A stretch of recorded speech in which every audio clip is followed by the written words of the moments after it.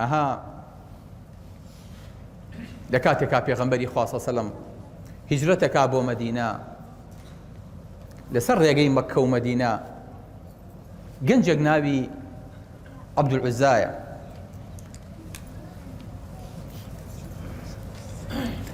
گەنجێک تەمەنی 16 ساڵە ناوی عەبدولعوزا، یعنی بەندەی بت.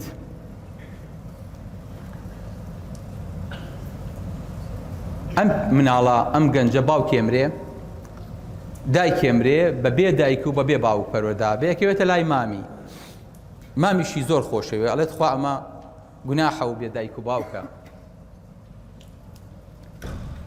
نازێکی زۆری بەسەر مناڵەکانی خۆیان ئەیاتێ، دوو سیاری بۆ کڕێ،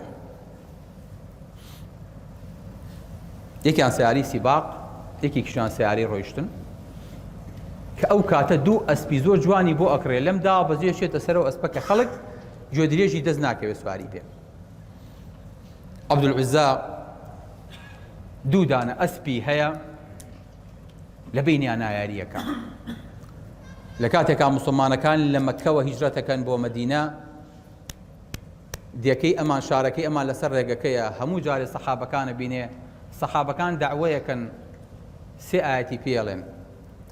ئەوە تامەزروی ئەم ئایەتانە بێ، دانەیەکی تریە دوو ئایەتی پێڵێ، دانەیەکی تریە بۆ ڕێگەیات تێپەڕێ ئایەتێکی پێڵێ، چکە ڕێگەی کاروانیە.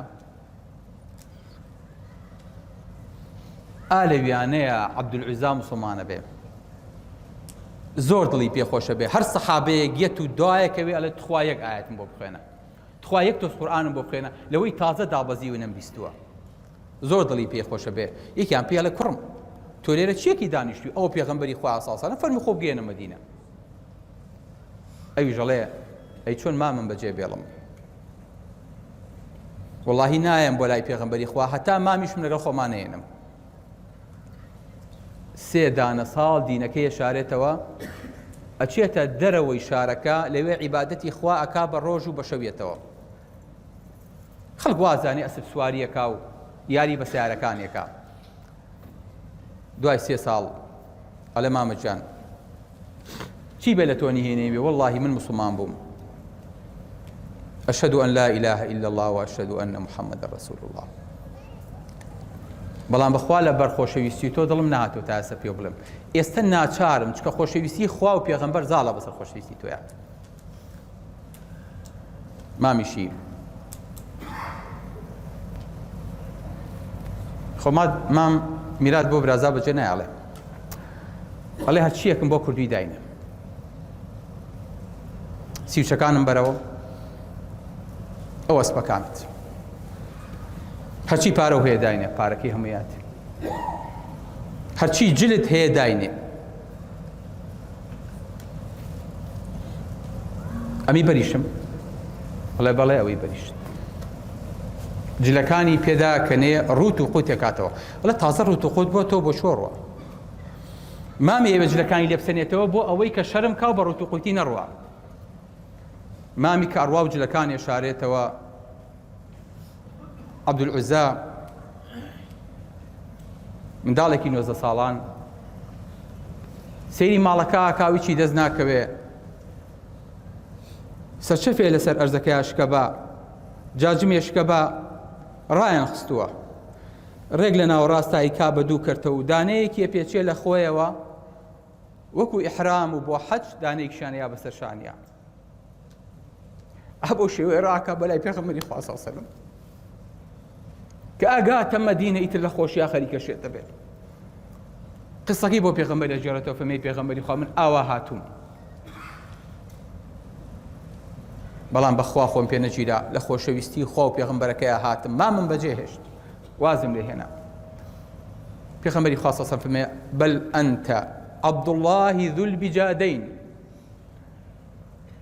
ئەفەرمێ نەخێر، لەم و دوا تۆ ناوت عەبدولعوزا نییە، ناوت عەبدوڵڵای دوو سەرچەفەکەیە کە بەم جلەوە هاتووی، ئەما بێ بەلەقەب بۆی. لە خزمەتی پێغەمبەری خوا ئاوا مێنێتەوە هەتا ئەچن بۆ شەڕی تەبووک. تەمەنی چەندە؟ تەمەنی 21 ساڵە. عەبدوڵای کوڕی مەسعود دەفەرمێ شەو لە خەوما تەقەتەق دێ ترسام هەستام و کەسێکم پێغەمبەری خوا لە شوێنی خۆیان نییە گەڕام ئەبوو بەکریش لەوێ نەماوە عومەریش لەوێ نییە ئەمان بۆ شەڕی ڕۆمەکان چوون ئەفەرمێ کەسێرم کرد ئەبوو بەکر و عومەر چرایەکیان بەدەستەوە گرتووە و پێغەمبەری خوا دیار نییە کە چوومە سەر چاڵەکە کەسێرەکەم پێغەمبەری خوا قەبر هەڵەکەنێ توی پێغەمبەری خواوە چییە فەرمی ماتە ئەخووکە عەبدوڵڵاه ذو البجادەین عەبدوڵای براو مرد وتم ئەبوو بەکر و عومەر ئەی بۆ ئێوە ناچن قەبرەکە هەڵکەنن وتیان وەڵڵی پێغەمبەری خوا قبوڵ ناکا غەیری خۆی قەبرەکە هەڵکەنێ فەرمێ کە سەری بەرز کردەوە دەم و چاوەکەی فرمێسکی لێ دکا فەرمی براکەتانم بەنێ باوشی بۆ گرتەوە و ڕفقەن بئەخیکوما لەسەر خۆ بن عەزیەتی نێن خستێ ناو کێلەکەیەوە فەرمووی اللهم إني أمسيت راضيا عنه فرض عنه خوایە من لێ ڕازی بووم تۆش لێ ڕازی بە شفاعەت بۆ ئەم جۆرە پیاوانەیە